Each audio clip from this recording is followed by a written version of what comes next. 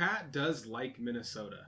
He's been quoted saying he wants to build something there, just kind of like what we're familiar with Dame in Portland. And a lot of the big market teams obviously want to try and treat you like a farm team and let you develop the players and take them. Well, I'm glad Cat's and now he's actually got the pieces. LeBrons. Yeah. Yeah, now he's got the pieces. And speaking of pieces, we can't skip over Anthony Edwards. What's up, guys? Welcome to From the Logo. The channel is continuing to grow steadily. Do us a favor by liking the video, commenting below, and subscribing for more NBA discussion. Ring that bell. Ding! The comment of the week is from BNB827 when he said, "The Magic are basically the baby Bucks. John Hammond has done it again. Magic are a second-round playoff lock at least. They will upset either the Celtics, Sixers, or Cavs in the playoffs. This Magic team can effectively play 5 7-footers. Great squad." It reminds me of a quote another legendary John Hammond once said. Welcome to Jurassic Park. Because as this commenter so brilliantly put it, they can play 5 7-footers out there on the floor. 5 giants. Let's see what the Magic can do, and I hope that life finds a way. Dinosaurs. See, nobody cares. To quote another legendary Jurassic Park line. It's been a lot of fun to see all these Magic fans coming into the comments on our video. So it's, welcome to the channel. In early July, the Timberwolves made the first big splash of the offseason when they gave up the farm for the Stifle Tower, the defensive specialist and the tallest French guy in Minnesota, Rudy Gobert. That got us thinking about the Timberwolves' depth, their talent, and their chances to make a serious run this season. Rudy Gobert is an amazing addition to the Timberwolves. It's going to be interesting to see how Gobert and Towns play together. And I think it's starting off with how Towns looked at it. He was quoted as saying, "I think that Rudy's one of the best defensive players we've ever had in the NBA. He has the hardware to prove it. I think I'm one of the best offensive players and talents the NBA has ever seen." So putting us together gives us really the whole spectrum of talent. The man's got confidence in himself. Yeah, sounds like. So let's see if they can back that up this year with that pairing in the front court. Yeah, I mean, to be honest, for the last several years, I've just been waiting for Karl Anthony Towns to leave Minnesota. You know, it almost felt like an inevitability. An Anthony Davis situation. Yeah, exactly. I mean, it's a market that was going to have trouble attracting, big star players, which is something that we're very used to here in Portland. And we feel you. Yeah. We feel you, Minnesota. We really do. It just sort of seemed like an inevitability that eventually they'd have to move on. But with the additions this season, with Rudy Gobert and the young talent that they've been able to build around them, I really think that he probably has a chance now to put a team together that would keep him there.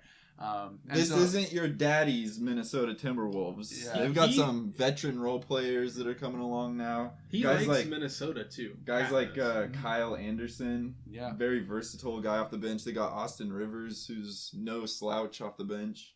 Yeah, and Cat does like Minnesota. He's been quoted saying he wants to build something there, just kind of like what we're familiar with Dame in Portland. And a lot of the big market teams obviously want to try and treat you like a farm team and let you develop the players and take them. Well, I'm glad Cat's and now he's actually got the pieces. LeBrons. Yeah. Yeah, now he's got the pieces. And speaking of pieces, we can't skip over Anthony Edwards. He was in some controversy recently for saying some things that he should not have said. We don't have to go into too much detail. His quotes are out there. Let's just say Kareem Abdul-Jabbar said, "An apology is not enough." And when you're getting tagged by Kareem Abdul-Jabbar, you know you fucked up. So yeah, he's got some explaining to do on that front, but he is an extremely talented player, no doubt. Obviously, last year he had a career year in basically every career statistic, and he was just a monster in that playoff series that they had as well.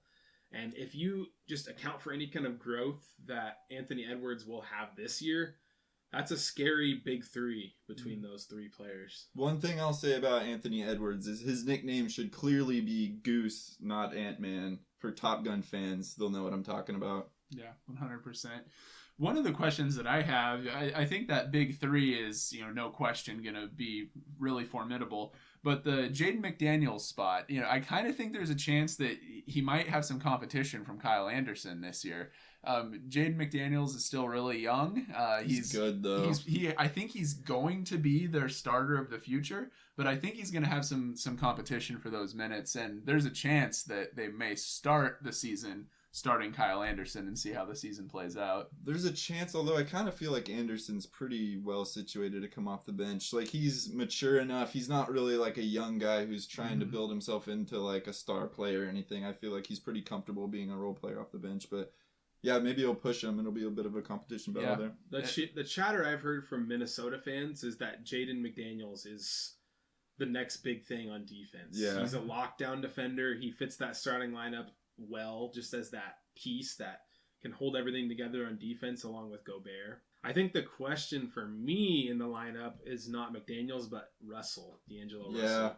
What can he bring to the table? Can he have a great year? Is he kind of on the tail end of his, talented career? That's what remains to be seen from my perspective. Yeah, I feel like that the DAngelo Russell for Andrew Wiggins trade became a lot more lopsided this past offseason. I don't think too many people really saw it as a lopsided trade until Wiggins just fit in so perfectly with the Warriors and had a monster playoffs. They don't really have too much crazy depth at point from a Blazers fan perspective. What can Russell bring to the table? The other thing is they lost his primary backup, the legendary play-in banner MVP, Patrick Beverley. Right. How are they going to be able to replace that passion and defense off the bench? People clown Beverly, but he at least provides some emotional spark. He does. The Timberwolves have definitely needed that kind of fire, just coming in there and helping them get to the playoffs. Now can they take the next step? Shout out CJ Ellaby. You're still in my heart, bro. Timberwolves fans, what are your thoughts on the upcoming season? Do you guys think you'll make a deep playoff run? Western Conference Finals? NBA Finals? Comment below. Let us know. Thanks for watching from the logo. Bye.